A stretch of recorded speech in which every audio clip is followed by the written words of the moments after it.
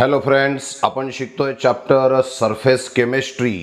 Lecture number आहे 9 आणि आजचा आपला टॉपिक आहे colour of the colloidal solution.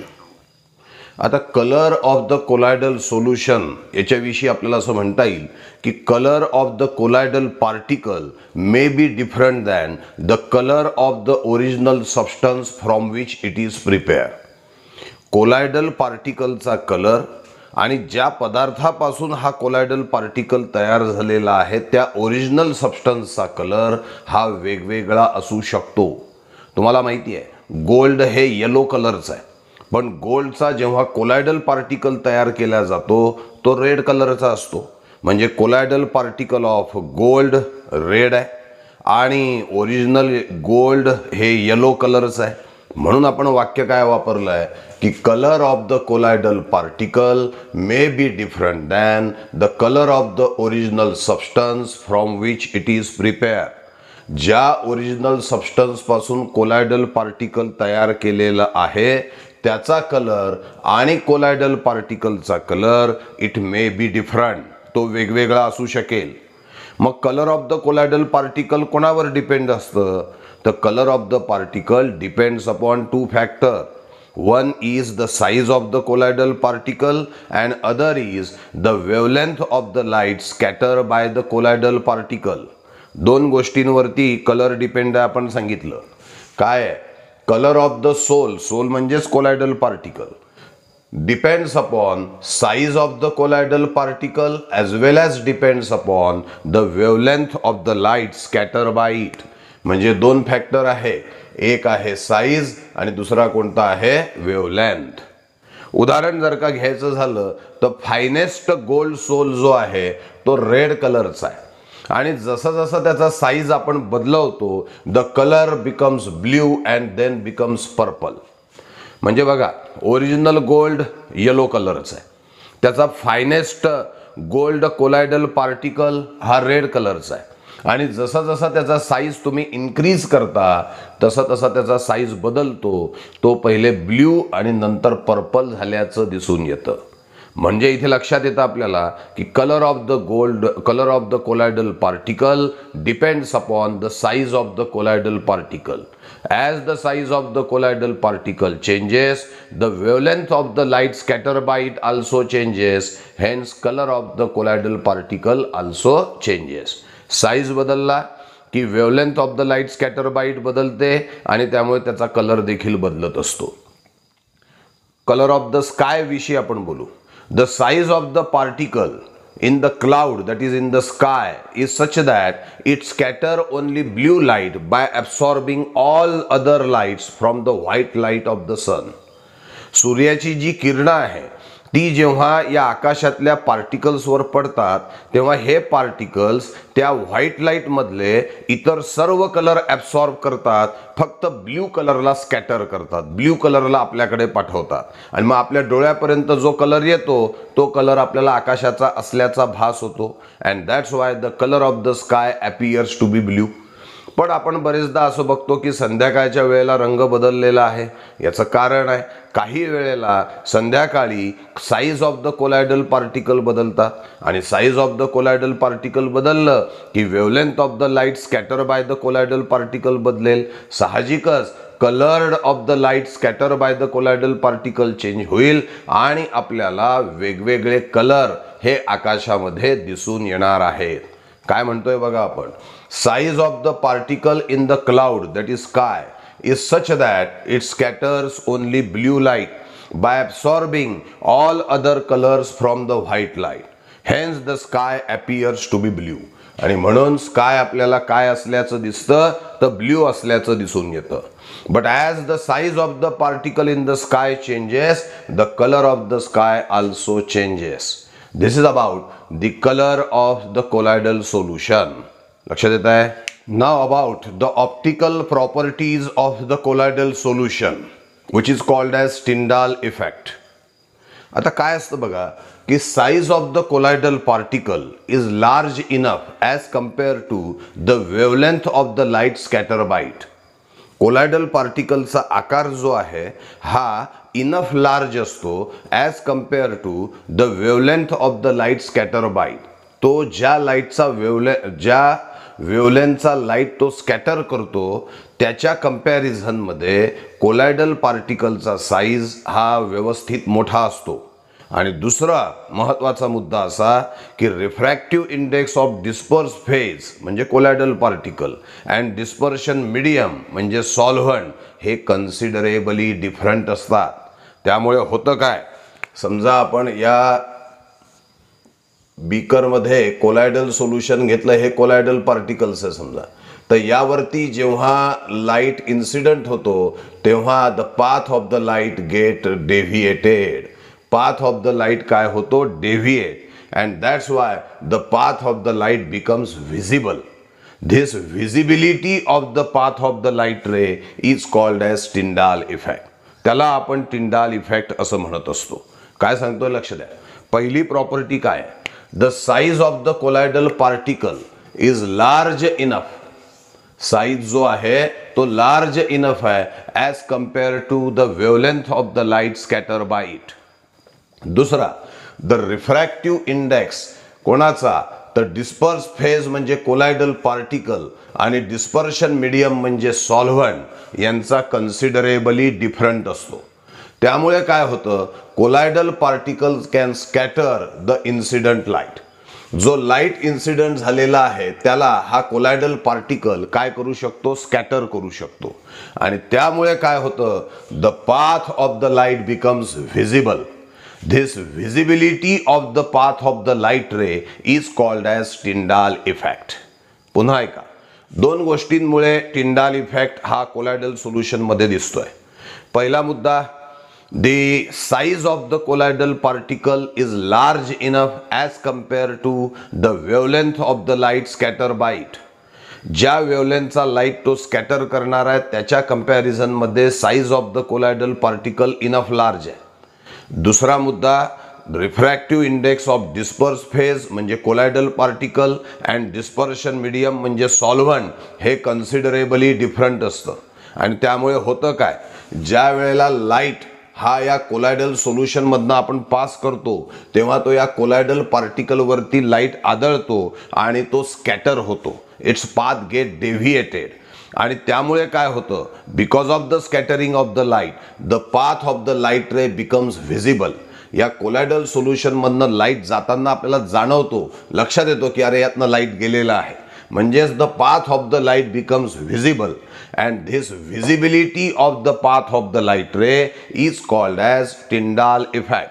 आणि त्यामुळे काय होतं की ज्या वेळेला हा लाईट यातनं पास होतो, Wien the light passes through it, काय होईल, समजा हा लाईट आपण घेतला आणि जेव्हा यातनं पास होईल तेव्हा तुम्हाला अशा पद्धतीचा एक ब्राईट कोन तयार झाल्याचं दिसतं. हा लाईट सोर्स आहे समजा, हा काय घेतला आपण, दिस इज अ लाईट सोर्स.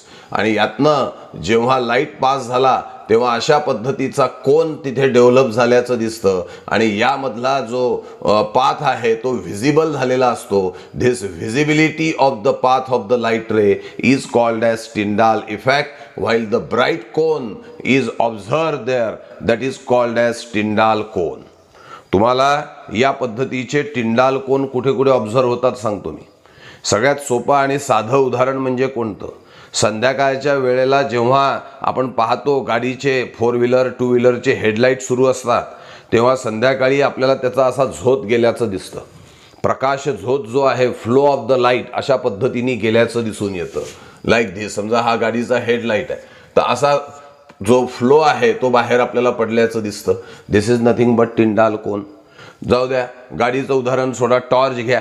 रात्री जेव्हा अंधारात तुम्ही जाता आणि टॉर्च जेव्हा मारता तेव्हा टॉर्चचा सुद्धा फ्लो जो आहे तो या पद्धतीचा पडल्याचं आपल्याला दिसतं. That is nothing but the Tyndall cone. याच्या पुढे जाऊन जर का आपण सिनेमा हॉलमध्ये गेलं, मागे प्रोजेक्टर आहे तर प्रोजेक्टरमधनं जे लाईट रेज बाहेर पडतात स्क्रीनवरती त्याचा सुद्धा तुम्हाला असा झोत फ्लो जाताना दिसतो. That is called as Tyndall cone. समजा अंधाऱ्या खोलीमध्ये एखाद्या फटीमुळे, एखादी फट त्याला आहे टिनाला आणि त्यातून जर का सनरेज आतमध्ये एंटर होत असतील तर path of the light ray असा व्हिजिबल झाल्याचं दिसतं आपल्याला, असा जमिनीवरती पडल्याचं दिसतं. That is the Tyndall effect म्हणजेच path of the light ray become visible and that cone is called as Tyndall cone. These are the examples of Tyndall effect. काय सांगितलंय, कशामुळे टिंडाल इफेक्ट होतो? दोन कारणांमुळे. एक, size of the colloidal particle is large enough as compared to the wavelength of the light scattered by it. दूसरा, the refractive index of disperse phase and dispersion medium are considerably different. मग त्यामुळे काय होतं, when the light passes through the colloidal solution, the colloidal particle scatters the light and the path of the light become visible. And this visibility of the path of the light ray when light passes through the colloidal solution is called as Tyndall cone, is called as Tyndall effect. And the bright cone which is observed, it is called as Tyndall cone.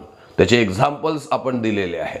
बरं, scattering of the light, Tyndall effect आणि Tyndall cone या गोष्टी तुम्हाला कोलायडल solution मध्ये observe होतील, पण true solution मध्ये दिसणार नाही.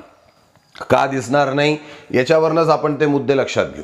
ट्रू सोल्युशनच्या बाबतीमध्ये काय होतं, the size of the true solution particle is not large enough as compare to the wavelength of the light scatter by it.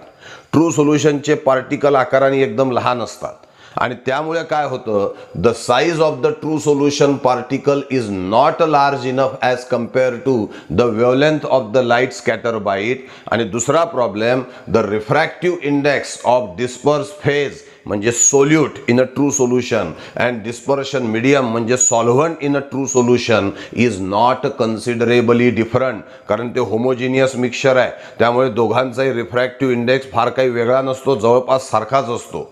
आणि त्यामुळे काय होतं, जेव्हा ट्रू सोल्युशन मधनं तुम्ही लाईट पास करता तेव्हा ट्रू सोल्युशनचे पार्टिकल त्या लाईटला स्कॅटर करू शकत नाही. Path of the light does not get deviated. Light सरळ जसा आतमध्ये शिरला तसाच तो बाहेर पडतो, त्याचा मार्ग बदलत नाही. As light does not gate scatter here the path of the light remains invisible. True solution मधनं जेव्हा लाईट जातो तेव्हा त्याचा पाथ इनव्हिजिबल राहतो, म्हणजेच टिंडाल इफेक्ट दिसत नाही. मग टिंडाल इफेक्टच दिसत नाही तर टिंडाल कोन सुद्धा तुम्हाला ट्रू सोल्युशन मध्ये दिसणार नाही. ट्रू सोल्युशनच्या दोन अडचणी, size of the particle of the true solution is not large enough as compare to the wavelength of the light scatter by it. आणि refractive index of true particle and solvent of the true solution is not considerably different because we know that true solution is a homogeneous mixture of solute in a solvent forming only one phase. And that's why when the light passes through the true solution, then the particles of the true solution cannot scatter the light. No scattering phenomena in a true solution, and that's why no Tyndall effect. The path of the light remains invisible when it passes through the true solution, and that's why no Tyndall cone in a true solution. True सोल्युशनच्या मधून जेव्हा light जातो तेव्हा त्याचा path visible होत नाही, light scatter होत नाही, लाईट टिंडाल इफेक्ट दिसत नाही, टिंडाल कोन सुद्धा दिसत नाही. मग आता कोलायडल सोल्युशन आणि ट्रू सोल्युशन या दोघांना एकमेकासमोर ठेवून कसं बोलाल, तर इकडे कोलायडल सोल्युशन मध्ये आपण म्हणू की the size of the colloidal particle is large enough as compare to the wavelength of the light scatter by it. आणि ट्रू सोल्युशनच्या बाबतीत म्हणू the size of the particle is not large enough as compare to the wavelength of the light scatter wavelength of the light. स्कॅटरचा प्रश्नच नाही आहे. पुढे सांगितलंय refractive index of disperse phase and dispersion medium in colloidal solution is considerably different. पण true solution मध्ये disperse phase आणि dispersion medium यांचा रिफ्रॅक्टिव्ह इंडेक्स हा जवळपास सेम असतो, कारण ट्रू सोल्युशन हे होमोजिनियस मिक्सचर आहे, तो एकच फेज तयार करतो. आणि त्यामुळे काय होतं, when the light passes through the colloidal solution the particles of colloidal solution scatters the light. तेच ट्रू सोल्युशन मधनं जेव्हा लाईट जातो त्याचा मार्ग डिफ्लेक्ट होत नाही, तो सरळ निघून जातो. कोलायडल सोल्युशन मध्ये path of the light visible होतो, तर ट्रू सोल्युशन मध्ये path of the light invisible राहतो. कोलायडल सोल्युशन मध्ये टिंडाल कोन दिसतो, ट्रू सोल्युशन मध्ये टिंडाल कोन दिसणार नाही. This is about the Tyndall effect. त्याचे दोन एक्झाम्पल सुद्धा मी तुम्हाला सांगितलेले आहेत. आता या ठिकाणी या टिंडाल इफेक्टचे ॲप्लिकेशन्स काय आहे, तुम्ही कोलायडल सोल्युशनचं हेट्रोजिनियस नेचर अभ्यासू शकता टिंडाल इफेक्ट आणि अल्ट्रा मायक्रोस्कोपच्या मदतीने.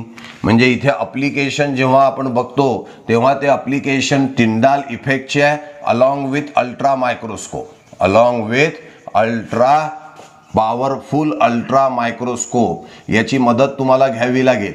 म्हणजे काय करा, इथे वरती हा मायक्रोस्कोप लावा तुम्ही, हा मायक्रोस्कोप आपण इथे लावला वरतून बघतोय आपण, मग हा पॉवरफुल अल्ट्रा मायक्रोस्कोप खाली या कोलायडल सोल्युशनला बघायचं. त्यावेळेला कोलायडल सोल्युशनमधनं लाईट पास केलेला आहे, म्हणजे हा पाथ व्हिजिबल आहे. इथे टिंडाल इफेक्ट आपल्याला दिसतोय, टिंडाल कोन दिसतोय जो आपण अल्ट्रा मायक्रोस्कोप मधनं पाहतो आहोत. मग अशा वेळी काय होतं, to observe the heterogeneous nature, जेव्हा तुम्ही पॉवरफुल अल्ट्रा मायक्रोस्कोप खाली बघाल या टिंडाल कोनला, तेव्हा तुम्हाला दिसेल की कोलायडल पार्टिकल कसे फिरतात आहे, कसे हेट्रोजिनियस नेचर आहे, कसे एकमेकापासून एकमेकाला दूर ठेवतात आहे, हे तुम्हाला पॉवरफुल अल्ट्रा मायक्रोस्कोप खाली ऑब्झर्व होईल. हे पाहतानाच तुम्हाला size of the colloidal particle चा सुद्धा अंदाज येईल. आणि आपल्याला माहिती आहे की जर का साईज ऑफ द पार्टिकल आपण कंट्रोल केला तर you can control the colour of the colloidal solution. म्हणजे याच्या माध्यमातून बघायचं कोलायडल सोल्युशन, त्याचं हेट्रोजिनियस नेचर बघायचं, त्याचा साईज बघायचा, त्यावरनं कलर लक्षामध्ये येतो. आणि आपल्याला कलर बदलवायचा असेल तर योग्य पद्धतीने त्याचा साईजला सुद्धा कंट्रोल करून त्याचा कलर बदलवला जाऊ शकतो. म्हणून पहिलं ॲप्लिकेशन सांगितलंय. काय ॲप्लिकेशन कोणाचं आहे, Tyndall effect along with powerful ultra microscope. You can observe the heterogeneous nature of the colloidal solution, you can observe the size of the colloidal particle, and by controlling the size of the colloidal particle you can control the colour of the colloidal solution. दुसरं application, समजा तुम्हाला सांगितलं एक भांडं दिलं काचेचं, त्यात solution दिलं आणि तुम्हाला म्हटलं चला ओळखा हे ट्रू सोल्युशन आहे का कोलायडल सोल्युशन आहे. तुम्ही एक काम करा, त्यातनं तुम्ही काय पास करणार, लाईट पास करा. जर का तुम्हाला लाईट स्कॅटर झाल्याचं दिसलं, जर का path of the light visible दिसला, म्हणजे टिंडाल इफेक्ट दिसला, टिंडाल कोन दिसला, तर समजून घ्या ते कोलायडल सोल्युशन आहे. पण जर का त्या सोल्युशनमधनं लाईट पास केला, लाईट स्कॅटर झाला नाही, path of the light invisible आहे, ना टिंडाल इफेक्ट ना टिंडाल कोन, समजून घ्या की ते ट्रू सोल्युशन आहे. म्हणजेच दिलेलं सोल्युशन ट्रू सोल्युशन आहे का कोलायडल सोल्युशन आहे हे टिंडाल इफेक्टच्या माध्यमातून लक्षामध्ये येतं. तुम्हाला जर का कोणी सांगितलं की अरे हे ट्रू सोल्युशन आहे पण यात इम्प्युरिटी पडल्या का अशी शंका आहे, ओळखा बरं यात इम्प्युरिटी पडल्या आहे की नाही. तुम्ही एक काम करा, ट्रू सोल्युशनमधनं लाईट पास करा. जर का लाईट सरळ निघून गेला, path of the light invisible राहिला, लाईट स्कॅटर झाला नाही, टिंडाल इफेक्ट दिसला नाही, टिंडाल कोन दिसला नाही, समजून घ्यायचं ते प्युअर ट्रू सोल्युशन आहे. लाईट स्कॅटर झालाच नाही, त्यातनं टिंडाल इफेक्टच दिसला नाही, म्हणजे ते ट्रू सोल्युशनचं लक्षण आहे. पण तुम्हाला सांगितलं की हे ट्रू सोल्युशन आहे, परंतु त्यातनं तुम्हाला वाटतंय की अरे लाईट स्कॅटर होतोय, थोड्याफार प्रमाणामध्ये टिंडाल इफेक्ट दिसतोय, समजून घ्या त्या ट्रू सोल्युशनमध्ये इम्प्युरिटीज पडलेल्या असल्या पाहिजे. म्हणजेच whether the given solution is pure true solution or whether it contains some impurities, काही इम्प्युरिटीज त्याच्यामध्ये ॲड झाल्यात का हे समजण्यासाठी सुद्धा टिंडाल इफेक्ट आणि टिंडाल कोन आपल्याला मदत करत असतो. ज्या वेळेला तुम्ही या टिंडाल कोनला पॉवरफुल अल्ट्रा मायक्रोस्कोप खाली पाहता तेव्हा तुम्हाला colloidal particle suspended in dispersion medium दिसतं. तुम्हाला ते कोलायडल पार्टिकल स्टेशनरी नाही आहे, स्थिर नाही आहे हे लक्षात येतं, ते सतत फिरत असतात.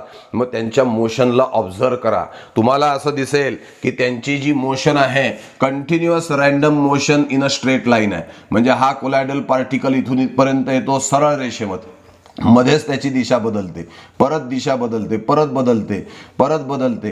म्हणजे कंटिन्युअस रँडम झिगझॅग मोशन आपल्याला आहे, अशी काही ठरलेली नाही आहे, पण जेवढी काही जाईल तेवढा स्ट्रेट पाथमध्ये आहे.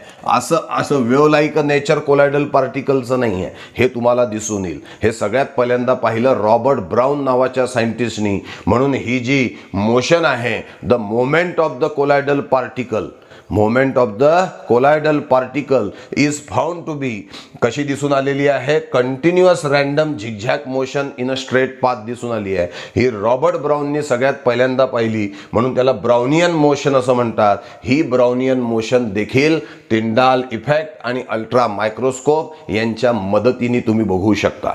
मी 4 ॲप्लिकेशन्स या ठिकाणी सांगितलेले आहे. पहिल्या ॲप्लिकेशनमध्ये आपण सांगितलं की तुम्ही हेट्रोजिनियस नेचर बघा. तुम्ही जेव्हा या टिंडाल इफेक्ट आणि अल्ट्रा मायक्रोस्कोपच्या मदतीने जेव्हा तुम्ही कोलायडल सोल्युशनला बघाल तेव्हा तुम्हाला colloidal particle heterogeneously disperse in dispersion medium दिसतील. म्हणजेच हेट्रोजिनियस नेचर बघितलं ते कोलायडल पार्टिकल दिसतात आहे म्हणजे साईज ऑफ द कोलायडल पार्टिकलचा अंदाज येईल आणि साईजला कंट्रोल करून तुम्ही colour of the colloidal solution सुद्धा कंट्रोल करू शकता. तुम्ही डिस्टिंग्विश करू शकता ट्रू सोल्युशन आणि कोलायडल सोल्युशनमधनं लाईट पास केला, लाईट दिसला नाही, टिंडाल कोन नाही, टिंडाल इफेक्ट नाही, ट्रू सोल्युशन आहे. टिंडाल इफेक्ट, टिंडाल कोन दिसला, कोलायडल सोल्युशन आहे. एखादं ट्रू सोल्युशन प्युअर आहे का इम्प्युअर आहे हे सुद्धा आपण टिंडाल इफेक्ट आणि पॉवरफुल अल्ट्रा मायक्रोस्कोपच्या मदतीने बघू शकतो. सांगितलंय ट्रू सोल्युशन आणि खरंच त्यातनं लाईट पास केल्यावर टिंडाल इफेक्ट, टिंडाल कोन दिसत नाही. दिलेलं सोल्युशन 100% ट्रू सोल्युशन आहे. पण जर का लाईट थोड्याफार प्रमाणात स्कॅटर झाला, टिंडाल इफेक्ट, टिंडाल कोन दिसला, पाथ व्हिजिबल झाला थोड्याफार प्रमाणात, समजून घ्या त्या ट्रू सोल्युशनमध्ये इम्प्युरिटी पडल्यामुळे ट्रू सोल्युशन दिलेलं असताना सुद्धा ते लाईट स्कॅटर करताय असा भास आपल्याला त्या ठिकाणी दिसून येतं. पुढे सांगितलेलं आहे की तुम्हाला जेव्हा कोलायडल पार्टिकलच्या मोशनचा तुम्ही अभ्यास कराल तेव्हा continuous random motion in a zigzag motion in a straight path तुम्हाला दिसून येईल. आणि हे रॉबर्ट ब्राउननी पाहिलंय, त्याला ब्राउनियन मोशन म्हणतात. ती जी ब्राउनियन मोशन आहे ती सुद्धा तुम्ही Tyndall effect under powerful ultra microscope सहजपणे बघू शकता. तर this is about the optical properties of the colloidal solution, that is Tyndall effect, Tyndall cone. आता हा जो शेवटचा मुद्दा आपण या ठिकाणी सांगितला होता की Tyndall effect and ultra microscope is use to observe the motion of the colloidal particle, तर ही त्याची कोलायडल सोल्युशनची कायनेटिक प्रॉपर्टी आहे. त्या मुद्द्याला आता आपल्याला लक्षामध्ये घ्यायचं आहे. Now about the kinetic, that is mechanical property of the colloidal solution. ज्या वेळेला आपण पॉवरफुल अल्ट्रा मायक्रोस्कोप आणि टिंडाल इफेक्ट यांची मदत घेतो, समजा यामध्ये आपण घेतलेलं आहे हे कोलायडल सोल्युशन आणि हा लाईट सोर्स आहे, यातनं हा लाईट बाहेर पडला आणि हा टिंडाल कोन आहे. हा कोण आहे? टिंडाल कोन, बरोबर, ब्राईट टिंडाल कोन. आणि याला आपण ऑब्झर्व करतो आहोत पॉवरफुल अल्ट्रा मायक्रोस्कोप खाली. अल्ट्रा मायक्रोस्कोप ज्या वेळेला तुम्ही टिंडाल कोन आणि पॉवरफुल अल्ट्रा मायक्रोस्कोप यांच्या मदतीने या कोलायडल पार्टिकल्सला बघता तेव्हा तुम्हाला असं दिसून येतं की कोलायडल पार्टिकल शांत बसलेले नाही आहे, ते सतत फिरत असतात. त्यांची कंटिन्युअस रँडम झिगझॅग मोशन ही सुरू असते आणि ती इन अ स्ट्रेट पाथ असते. म्हणजे उदाहरणार्थ काय, हा समजा एक कोलायडल पार्टिकल घेतला, हा इथून इथपर्यंत जाईल, इथे त्याचा मार्ग बदलेल, इथे येईल, नंतर इकडे जाईल, नंतर इकडे जाईल, नंतर अशा पद्धतीने जाईल. म्हणजे हा जो कोलायडल पार्टिकल आहे याची continuous random motion in a zigzag line in a straight line आपल्याला या ठिकाणी दिसून येते. The continuous random zigzag motion of the colloidal particle in a straight path is called as Brownian motion as it is observed by Robert Brown. काय वाक्य दिलंय बघा, when the Tyndall effect, हा Tyndall effect is observed under powerful ultra microscope, then we can see, काय दिसतं आपल्याला, continuous सतत random zigzag motion of the colloidal particle in a straight path. This continuous random zigzag motion is called as Brownian motion as it is first observed by the scientist Robert Brown. This is the Brownian motion. आता इथे याचे कारण काय आहेत Brownian मोशनचे, या continuous random zigzag motion in a straight path, याचे कारण काय आहेत ते आपल्याला लक्षात घ्यायचं आहे. काय होत असतं की या ठिकाणी हा जो कोलायडल पार्टिकल आहे, या कोलायडल पार्टिकल वरती या पद्धतीचे बंबार्डमेंट होत असते पार्टिकल्स ऑफ डिस्पर्शन मीडियम कडनं. हे जे लाल पार्टिकल्स आहे हे पार्टिकल्स ऑफ डिस्पर्शन मीडियम आहे, हे याच्यावरती आढळतात. मग हा इकडे निघाला, इथे जेव्हा पोचतो तेव्हा कोलायडल पार्टिकल इथून याच्यावरती असे आढळतात. आणि त्यामुळे त्याची दिशा बदलते. इथून इकडे का गेले, कारण हे कोलायडल पार्टिकल असे डिस्पर्शन मीडियम अशी आढळली असेल. इथून का मार्ग बदलला, या पद्धतीची बंबार्डमेंट त्याच्यावरती झालेली असेल. आता या बंबार्डमेंट कशी होणार हे काही ठरलेलं नसतं, ही कशाही पद्धतीने होऊ शकते. म्हणजेच काय दिसतंय की या ठिकाणी अनइव्हन अनबॅलन्स बंबार्डमेंट आहे. Uneven, unbalanced bombardment of molecules of dispersion medium on the colloidal particle is responsible for this Brownian movement. बरोबर होतं काय, एक कोलायडल पार्टिकल हल्ला तो समजा इथून इथपर्यंत आला की याला हलावंच लागतं, कारण both of them carry like charge. एक कोलायडल पार्टिकल इथे आला तर इथला कोलायडल पार्टिकल बाजूला जातो, इथला कोलायडल पार्टिकल अजून बाजूला जाईल. म्हणजे एक जरी पार्टिकल हल्ला तर बाकीच्यांना आपोआप हलावं लागतं, कारण त्यांच्यामध्ये रिपल्शन आहे. का, तर all the colloidal particle like charges त्यांच्यावरती आहेत. आयदर सगळे पॉझिटिव्ह आहे किंवा सगळे निगेटिव्ह आहे. म्हणजे हे दोन मुद्दे या ठिकाणी महत्त्वाचे आहेत, ज्याच्यामुळे ही ब्राउनियन मोशन दिसून येते. मग cause or reason behind the Brownian moment, uneven unbalanced bombardment of molecules of dispersion medium on the colloidal particle. आणि दुसरं, due to repulsion between colloidal particle as they carry like charges. एक particle ती जागा बदलली की आपोआप सगळ्यांची जागा बदलल्याचं आपल्याला दिसून येतं. याचे फॅक्टर्स काय आहे, ब्राउनियन मोशनला रिस्पॉन्सिबल फॅक्टर्स कोणकोणते? तर पहिला जो फॅक्टर आहे तो साईज आहे. जेवढा साईज कोलायडल पार्टिकलचा मोठा तेवढी साहजिकच ब्राउनियन मोशन कमी. म्हणजे Brownian moment is inversely proportional to size of the colloidal particle. Brownian moment is inversely proportional to viscosity. जेवढी विस्कॉसिटी जास्त तेवढी ब्राउनियन मोशन कमी, कारण viscosity is resistance to flow of the liquid आहे. आणि त्याच्यामुळे जेवढी विस्कॉसिटी जास्त तेवढी ब्राउनियन मोशन कमी असणार. आपण जर का आपण याला हीट दिली, याचं टेम्परेचर वाढवलं तर साहजिकच या डिस्पर्शन मीडियमच्या पार्टिकलला, कोलायडल पार्टिकलला एक एनर्जी मिळेल आणि त्यामुळे ती मोशन वाढेल. त्यामुळे Brownian motion is directly proportional to temperature. 3 आपण या ठिकाणी फॅक्टर्स अफेक्टिंग ब्राउनियन मोशन सांगितले आहे. Brownian motion inversely proportional to size of the colloidal particle. Brownian motion inversely proportional to viscosity of the colloidal solution. Brownian motion is directly proportional to temperature of the colloidal solution. Now what are the benefits of this Brownian motion, applications of this Brownian motion? तर या Brownian मोशनमुळे या ठिकाणी एक कोलायडल particle हल्ल्यामुळे बाकी सगळे हलतात, एकमेकापासून दूरच राहतात. म्हणजे heterogeneous nature of the colloidal solution maintain राहतं. म्हणजेच कोलायडल सोल्युशन स्टॅबिलाइज झाल्याचं दिसून येतं. म्हणून पहिलं application of Brownian motion आपण सांगू की it stabilizes the colloidal solution by maintaining their heterogeneous nature. And by using this Brownian motion under the ultra microscope and Tyndall cone, it helps to calculate the Avogadro's number by proper way. असं म्हणतात की Avogadro's number काढण्यासाठी सुद्धा ही पद्धती आपल्याला उपयुक्त ठरू शकते. तर these are the applications of the Brownian moment. आपण 4 मुद्द्यांमध्ये ब्राउनियन मोमेंट घेतली. काय आहे ब्राउनियन मोमेंट, त्याच्या मागचे कारण काय आहे, त्याच्यावरती परिणाम करणारे फॅक्टर्स कोणते आहे, आणि application of the Brownian moment हे सुद्धा आपण लक्षामध्ये घेतलेलं आहे. आज आपण कोणत्या घेतल्या, कलर विषयी आपण बघितला, colour of the colloidal solution. नंतर ऑप्टिकल प्रॉपर्टीज बघितल्या आणि आता कायनेटिक म्हणजेच mechanical properties of the colloidal solution आपण बघितलेला आहे. लक्षात आलाय? थँक्यू.